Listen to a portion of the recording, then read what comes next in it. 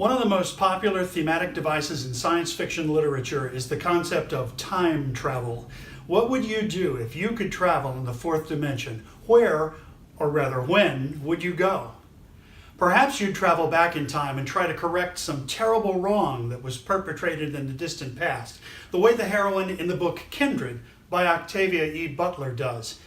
Kindred is the first-person account of a young African-American writer named Dana who finds herself shuttled between her California home in 1976 and a pre-Civil War plantation in Maryland where she meets her ancestors, a spoiled, self-destructive white slave owner and the proud black free woman he has forced into slavery and a sexual relationship.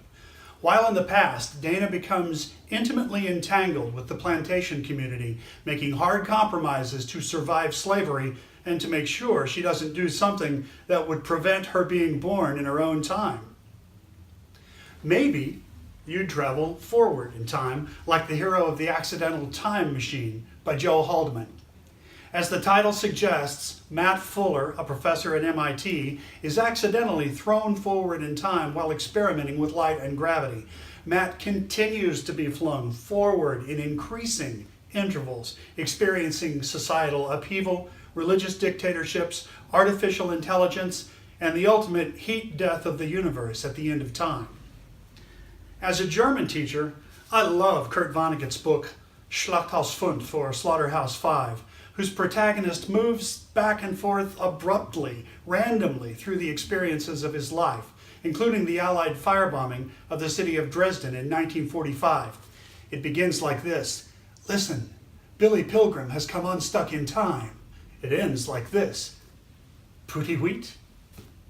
Finally, imagine that it's the year 2060 and time travel studies are an accepted major at the University of Oxford in London.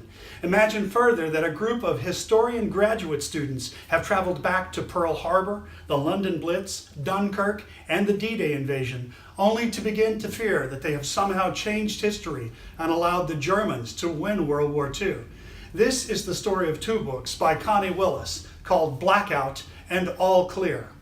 As much a history of the war as a time travel story, these two books won the Nebula, Locus, and Hugo Awards for 2010 and 2011. Some other great titles are 11/22/63 by Stephen King, as well as the DC animated film The Flashpoint Paradox, and Christopher Nolan's masterpiece Interstellar. Whatever and whenever you decide to read, you don't need to invent a flux capacitor to supply 1.21 gigawatts of power. All you need is to find your friendly neighborhood librarian.